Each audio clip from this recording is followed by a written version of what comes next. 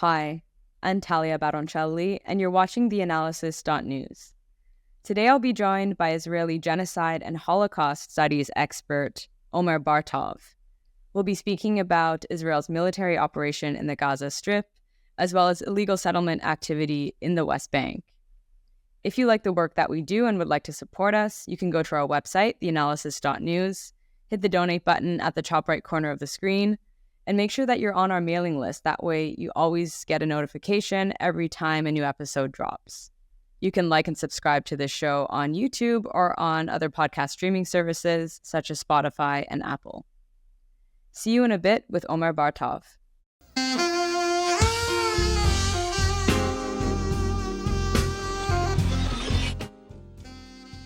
I'm very happy to be joined by Professor Omer Bartov. He is the Samuel Pisar Professor of Holocaust and Genocide Studies at Brown University in the United States. He's the author of numerous books, including Hitler's Army, Germany's War and the Holocaust, Disputed Histories, as well as a book published in August of last year called Genocide, the Holocaust, and Israel-Palestine, a first-person history in times of crisis. It's really great to have you here, Professor Bartov. Well, thank you for having me. I wanted to ask you about the character of Israel's military operation in the Gaza Strip ever since Hamas's attacks on October 7th. We just saw Israel free 4 of its hostages in central Gaza, and this operation also resulted in the killing of at least 274 Palestinians. A few weeks ago, we saw the ICJ rule that Israel must immediately halt its military operations in Rafah. And in January, we saw the ICJ rule that Israel is plausibly committing a genocide in the Gaza Strip. Of course, that ruling is not definitive, as it would take years to definitively rule that Israel is committing a genocide. But the ruling was that there is a plausible risk of genocide and that Israel must do all that it can to ensure that it meets its obligations under the Genocide Convention. So given all that, how would you assess the nature and the character of Israel's operation in Gaza? Well, I've been trying to define for myself and for others what I think is going on the basis, of course, of the information that we are getting, which is not perfect and not entirely reliable. And I've been trying to be as cautious as I can over time. So already in November, I wrote that my view was that it appeared that the IDF was involved in committing war crimes, potentially crimes against humanity, and could very quickly be moving into what could be defined as the genocidal actions. Now, since then, a lot has happened. Vast numbers of people have been killed. Much more of Gaza has been destroyed. And I have to say that since Israel launched its last operation in Rafah, after a period where the IDF was not really sure what it was doing there, I've reached the conclusion that we cannot avoid but say that it appears that Israel is engaged in an attempt to destroy Gaza, to remove the population, to intimidate or kill large numbers of the people, that it has systematically destroyed universities, schools, places of worship, public buildings, infrastructure, and has displaced the vast majority of the population and then kicked it around from one place to another. So all of this, it seems to me by now, with this still going on, gives very serious grounds to suspect that it could be called genocide or a genocidal operation. I thought that it could be reversed a couple of months ago. By now, even if an agreement is reached, then we don't see that happening. And I don't quite see the mechanism right now. I think the nature of the operation up to now appears to indicate that there is a genocidal intent in what Israel is undertaking at the moment in Rafah, in Gaza. And we should also point out that thousands and thousands of children have been killed by the Israel Defense Forces. I mean, at least 15,000, I think the numbers are more now, and possibly 25,000 children, since so many of these children are also still stuck under the rubble. Their bodies are stuck under the rubble.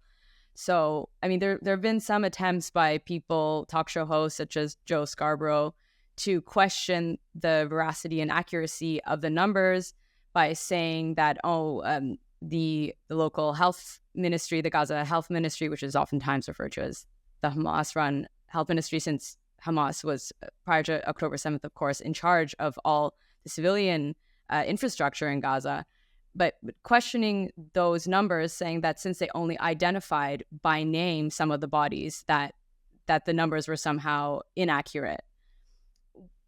In general, how do you assess these various attempts to discredit the death toll, or to somehow spin it as these people were killed as a result of collateral damage? It was unavoidable because the narrative is that Hamas hides behind human shields. Of course, this argument in itself is, in my view at least, absurd, since there's still international humanitarian law. So even if Hamas was indeed taking civilians as human shields, launching that attack, for Israel to launch that attack, that would indeed contravene international humanitarian law, since these attacks would have to be proportionate. So, but that argument aside, I mean, how do you assess or make or pick apart this narrative that is deployed in the media, that sometimes they think these numbers are maybe manufactured? So look, I mean, there are many layers to what you're asking. There's a whole set of issues here. One argument that has been made is that Israel has a right of self-defense. Israel was attacked on October 7th, and therefore it had to respond. You could talk about the right of self-defense because after all, under international law, Gaza is actually occupied. So self-defense against an area that you're occupying raises all kind of other questions, because it usually applies to international war. This is not an international war. There is no independent Gaza. But even if you say that Israel has a right of self-defense, and it does by international law, that does not give it the right to conduct a war in which crimes are committed. Nor is it sufficient to say that Hamas perpetrated its own crimes, which it did. And obviously, also the ICC is indicating that, the International Criminal Court. But that does not give you a right to carry out crimes. So, first of all, this argument that it's self-defense and so forth doesn't justify crimes, and atrocity does not justify atrocity. That's the first argument I would make. Now, both sides, Hamas and Israel, are using propaganda, and you have to take what they say, carefully. You can't believe everything they say. But I would note that in the past, curiously, IDF arguments as to how many militants they kill, not civilians, have been shown to be exaggerated. That's not only the IDF, that you can go back to many armies fighting anti-insurgency wars, and usually the sort of body count that they come up with, the US was a good example of that, is exaggerated. On the other hand, the death toll claimed by Hamas historically has been shown to be quite accurate. And yes, I mean, the health ministry there is, of course, part of the apparatus of Hamas control in Gaza. But by and large, the numbers have been shown to be accurate. Now, even if there is a dispute over the precise figures, right? How many we can identify by name, how many are buried under the debris, how many are children, how many are militants, and we don't know for sure. However these numbers are manipulated, they're extremely high. And that takes you to the next point, which is, how do you actually define war crimes. So war crimes, first of all, are defined by proportionality. That is, there is, under international law, you can say that in war there is collateral damage. That's just the nature of war, any war, certainly modern war. But the question is whether there is proportionality. That is, if you use very powerful bombs to kill, say, a number of militants who are under a building, and in that building there are hundreds of people sheltering, largely because you told them to go there. You said that this was safe, and then you drop the bomb on them, saying, well, I have to kill those militants. I have a right to kill them. They're fighting me. I'm fighting them.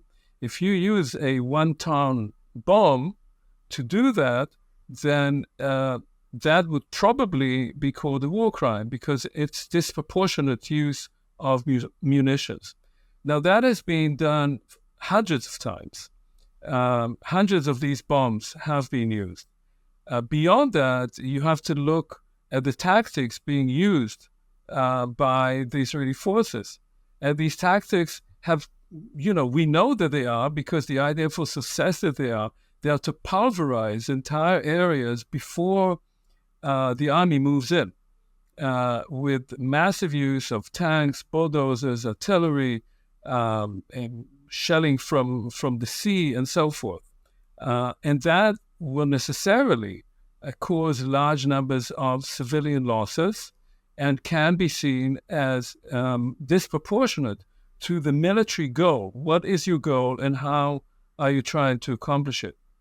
Now, so that's just on the question of war crimes. If you can show that there is particular, not only disproportionate, but lack of any discrimination, indiscriminate use of munitions vis-a-vis large civilian populations, then you're already moving to the area of wars, of crimes against humanity. And if you can show that there's an intention to actually remove that population, to make it go away, or to destroy that population as such, as a particular group, that is, that you are saying these people, that group, is responsible for whatever you attribute to it, and therefore it has to be eradicated, it has to pay the price, it has to be removed, then you're moving to the area of genocide. And all of this has occurred. So however one crunches the numbers this way or that way, or however one wishes to discredit Hamas, and I have no problem at all saying that Hamas is a murderous organization, not only against Jews, it's been murderous also against Palestinians. That does not give you the right to conduct yourself in this manner. Right. And at this stage, there have been so many massacres recently. I mean, there was the tent massacre in which several, I think, I can't remember the number right now, but maybe it was around 40 or 45 people who were killed in that. I mean, bodies charred, children killed. And then, of course, there was another attack on an UNRWA school in Nuseirat, in which Israel said that Hamas was residing in this school and that they had killed between 20 and 30 Hamas militants. And so far, I believe they've released the names of 17 militants, and Hamas has countered that claim, saying that some of the people on that list are actually still alive and that one or two of them were kids. So it's hard to really know between all the propaganda what's actually going on. But the fact of the matter is that 6,000 people were residing in that school. And the head of UNRWA, Philip Lazzarini, said that there was no warning given to these people. I mean, you did say earlier that, sometimes Israel drops leaflets and says, you need to leave this area because we're going to bombard it. But even in that case, they didn't do so. So I would assume that would also amount to a war crime. Well, obviously they don't do that because if they identify that there are some operatives of Hamas in an area and they want to kill them, that they're not going to say in advance that they're coming. That's the same argument they use now for the release of the hostages. The thing is that even in that case that you're talking about, they used smaller munitions, but they used them so close to such a high concentration of civilians that it was inevitable that they would kill large numbers of civilians. And in the case of the rescue of the hostages, obviously there was fighting against them, and one assumes that many militants were killed as well. But this was happening in an extremely densely populated area, and by all accounts, the IDF was using everything it had, vast numbers of munitions from everywhere, from drones and aircraft and helicopters and artillery and tanks and shell fire from the sea, everything. And so, yes, and so they killed probably 270 people. One assumes that a number of those are fighters, Hamas fighters, but the majority appear to have been civilians. And it's the situation that creates that. If one talks about the hostages, and everybody who is reasonable in Israel itself knows that the only way to release whichever hostages are still alive, and many of them have died, and it appears that the IDF has killed more hostages than Hamas has since they were taken hostage, by most accounts. The only way to release a significant number of them is by agreement. They will not be released this way. Maybe a few at a very high cost to civilians in Gaza, but by and large, what the IDF is doing and what the Israeli government is doing is giving up on the hostages, which they really see as an obstacle on the way to accomplishing their goals, and saying, well, our first priority is to destroy Hamas. And they failed in that miserably. I mean, the Israeli, it's not just that October 7th was an extraordinary fiasco. It's the biggest fiasco, certainly since 6th of October 1973, which was a fiasco that I personally experienced as a soldier. It's so that itself. Sorry, we should just point out that you also served in the Israeli military. I don't know if everyone is aware of that who's listening. Yeah, I was a soldier at the time. Yeah, in the IDF, and it was a very bad war, and thousands of Israeli soldiers were killed, and tens of thousands of Syrian and Egyptian soldiers were killed.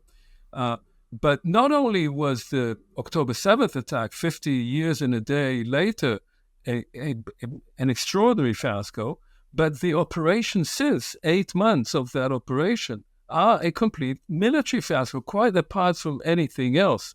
And the result is that because the war has been handled so badly, and the politics around it has been handled so badly, that there are, first of all, of course, horrendous civilian losses in Gaza.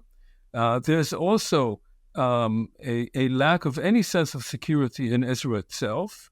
There is an ongoing exchange of fire on the northern border. Just today, about 50 rockets were fired from Lebanon, and much of the north of Israel has been evacuated. There's tens of thousands of Israeli citizens who have been displaced, and it's going nowhere. And the reason it's going nowhere is that the prime minister is determined not to find any end to this war, because as long as the war continues, he can stay in power. And any agreement that he reaches, he's afraid that his coalition would fall apart. It's a coalition made up of extremists who want to empty Gaza and settle it with Jewish settlers. And if he loses his coalition, he has a good chance of going to jail because he's under indictment for severe corruption. So much of what we see now is not simply that Israel is being bloody-minded in its war against Hamas and against Palestinians more generally, which it is, but also that it has a government that doesn't even care about its own citizens, not even about its soldiers and its hostages. Right. And this all plays into some of this back and forth that we heard between Netanyahu's statements, as well as other statements made by Israeli officials, such as Itamar Ben Gvir. These people saying that there would be no cessation of hostilities, even though Israel had authored a proposal along with the United States, which was presented by U.S. President Joe Biden. And this is very similar, actually, to the proposal that was okayed by Hamas that was presented by Egypt and Qatar. And I believe that's the proposal that was just voted on and accepted at the UN Security Council. So even I believe the U.S. voted in favor of this particular. It didn't just vote in favor of it. This was the U.S. proposal. This was the first time that the U.S. made a proposal for ceasefire right away, and then with stages of exchange of hostages and prisoners. Israel has thousands of Palestinian prisoners. Many of them have not even stood trial, by the way. They're in administrative detention for years. And then after that, another set of negotiations while the ceasefire continues. And after that, a phase in which Gaza would be restored and there would be a permanent ceasefire. And now this should be only, obviously, yet one more stage, because there has to be more than that. There has to be an assurance of actually real negotiations between an Israeli government and a Palestinian leadership. Otherwise, this will continue and resume at one point or another. But that is now the American proposal, and the Americans are saying this is the Israeli proposal. That's what the Israelis said they want, but the Israeli government is hedging, because it cannot say, this prime minister cannot say that he actually accepts a permanent ceasefire, because if he does that, then his own coalition partners are saying that they're going to blow up the coalition. Right. And Benny Gantz has also said that he would leave the coalition due to the Israeli military and the Israeli government not having a plan for the so-called day after. But I believe Gantz leaving doesn't actually endanger the sort of credibility or integrity of the coalition. The coalition can still continue. But Gantz is... Right. Yeah. I mean, Gantz left, of course, a couple of days ago. So his party left the coalition. It doesn't immediately endanger the stability of the coalition, because Netanyahu has 64 members of Knesset out of 120. So he has a majority, and none of them appears to want to leave. They want to stay in power. They're a bit like the Republicans. I mean, they'll never leave as long as they don't have to. But he does, I think, endanger the credibility of the government, because Gantz and Eisenkot, the other member of that security cabinet that they formed, that emergency cabinet that now has no reason to exist anymore, these two guys are former chiefs of staff, respected generals. The people who are left now to run the war are mostly people who know nothing about it. The only person who actually served as a soldier in that coalition is Netanyahu himself. So they don't really have that kind of credibility anymore. And what has happened just since yesterday, is that the coalition voted on a law that continues the ability of Orthodox Jews, ultra-Orthodox, not to serve the military. That even the Minister of Defense, who is a member of the coalition, refused to vote in favor of. So they only had 63 people voting for that. Because there is a sense that there are people, if you look at it from the Israeli perspective, who are sacrificing their lives. Every day, Israeli troops are killed, whether in the north or in the south. And you have tens and tens of thousands of ultra-Orthodox men who do not serve. And the sense among soldiers, among reservists, is that there is no sharing of the burden, and the coalition couldn't care less about it, that their own government doesn't care, and they're actually extending regular army service and extending reserve service to those who do it. And so the burden becomes greater for those who are serving, and nothing is being done to recruit anyone else. So within the kind of, the fabric of solidarity of Israeli society itself, the whole thing, large numbers of people feel that their government just doesn't care about. I do want to ask you about the West Bank, because I think often, we're focusing on Gaza so much, justifiably so, but it's easy to forget about what's going on in the West Bank, which has been absolutely horrible since October 7th. The UN Office for Coordinating Humanitarian Affairs has reported that there have been over 500 Palestinians killed in the West Bank, and the majority of them have been killed by the IDF, but some of them also killed by settlers. And Itamar Ben Gvir has been, galvanizing his right-wing ultranationalist supporters to even, I guess, move to the West Bank, but also to support the settlers there and to take what he sees as Israel's land, even though this land is designated as land to form the future Palestinian state, in a sense. And this land, or these settlements rather, are against international law. They're completely illegal. So we have the settlement activity, the violent settlement activity, and then we also have, as you already mentioned, thousands of Palestinians from Gaza being detained in Israeli jails. Some of them are also from the West Bank, but a lot of them from Gaza, detained under administrative detention. Some of them are children even, and they're not granted any sort of judicial redress or rights in those prisons. There have been reports of them being tortured, and there was a New York Times investigation showing that a military camp, or base, if you want to call it that, called Shtei Taiman in Israel, was taking thousands of detainees from Gaza and subjecting them to Gitmo-style torture tactics. I'm just wondering how this all plays into genocidal intent. Would you see these various, I know that's a very broad question, but would you see these various activities as also playing into not only a project of ethnic cleansing and displacement, but also of genocide? So let me say first, just on the previous topic, that as I was saying, I think that the sort of sense of national solidarity in Israel among Israeli Jews is fraying, both because of the war, but also because of what you are describing now. However, one has to concede that the vast majority of the Jewish population of Israel right now, while it has no faith in its government, is in favor of the war, and shows no iota of empathy for Palestinians in Gaza, which is quite striking. It's something quite, I wouldn't say it's unprecedented. It's just the relationship between the destruction and the ongoing lack of empathy is quite striking. Now that takes you also to the issue of the West Bank and of detentions.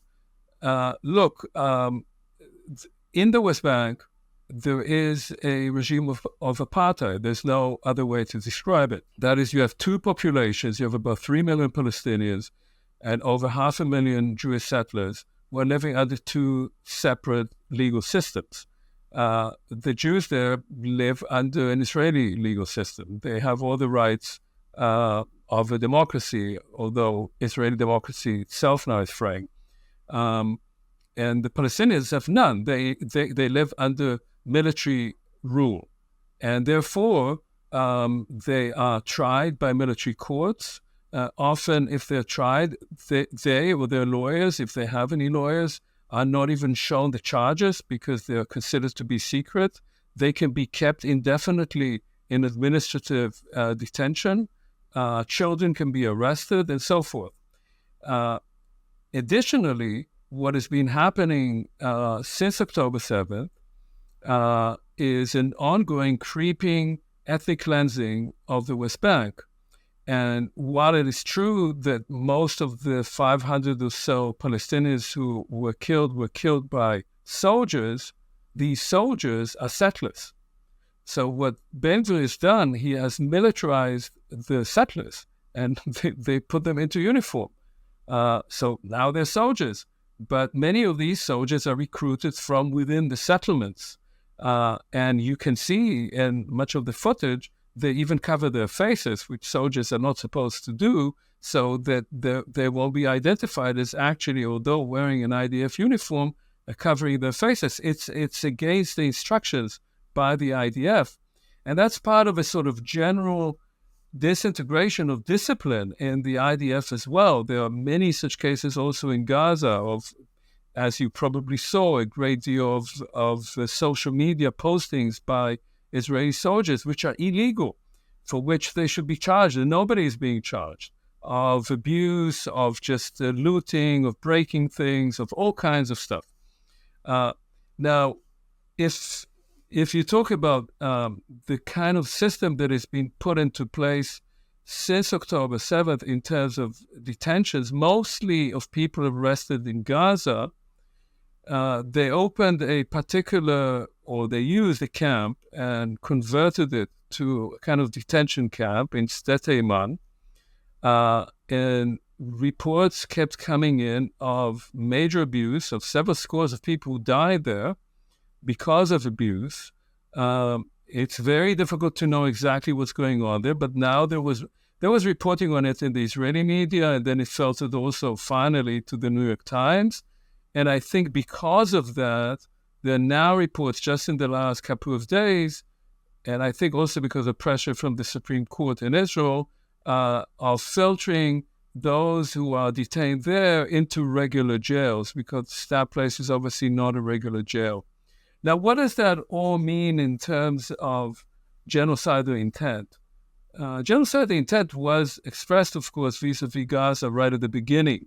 And it was raised in the discussions in the ICJ. Some of these statements were quoted. And you can still hear many of these statements by various people in the Israeli government. About the West Bank, I think that right now, the intent is to make life as miserable as possible for the population there, which is already living in sort of isolated communities, surrounded by checkpoints and barbed wire and bypass roads and so forth. And at the moment, the settlers, with the help of the IDF, mostly encroaching on more isolated communities of shepherds, of Bedouin, and intimidating them into leaving those areas. And there are reports of quite a number of those areas that the population just fled from because, they're just afraid for their lives. The goal appears to be, first of all, to take over Area C. After the Oslo Accords, this area was divided into 3 territories. So to take an area where there are fewer concentrations of Palestinians and just annex it to Israel. The final goal of such people as Smotrich and Gvir, and they're not shy of stating it, is to take it all. And what will happen with the Palestinian population, as I say, by and large, they wanted to make it more and more difficult for people to live there. Now, it's not going to happen in the sense that Palestinians are not going to leave. And there are large numbers of Palestinians there. But it does mean that the goal itself is of ethnic cleansing. There's no question about it. It's changing apartheid to ethnic cleansing. My own view is that it will basically develop into an entire apartheid system unless something is changed. And that apartheid system will creep from the West Bank also into areas where there are Palestinians who are Israeli citizens who have more rights and more protections. And obviously, in the case of Gaza, the goal is by and large to empty it if possible. So what you see is something that is partly genocidal intent, it appears in Gaza, ethnic cleansing in the West Bank, and encroaching increasingly on the rights of Palestinians who are citizens of Israel as well, all with the goal of making the whole space from the Jordan to the sea one state in which there are as few Palestinians as possible, and those who are there will have fewer and fewer rights. Well, it's really quite shocking to actually hear that settlers are serving in those Israeli security forces, because you think that if the settlements themselves are illegal, then people living there joining the police or the security forces would also somehow constitute an illegality or a crime. So it's quite shocking to and troubling to hear that. But Professor Bartov, it's been great speaking to you. I hope we can have you again at some point to speak more specifically about the weaponization of anti-Semitism and the Holocaust to justify some of what's going on in Gaza as well, and also to crack down on protesters and protests not only in the United States, but also across Europe. So it'd be really great to have you back on the show. Thank you so much for making time and joining us. Sure, thank you. And thank you for watching theAnalysis.news. If you'd like to support us, you can go to our website, theAnalysis.news, and hit the donate button at the top right corner of the screen. See you next time.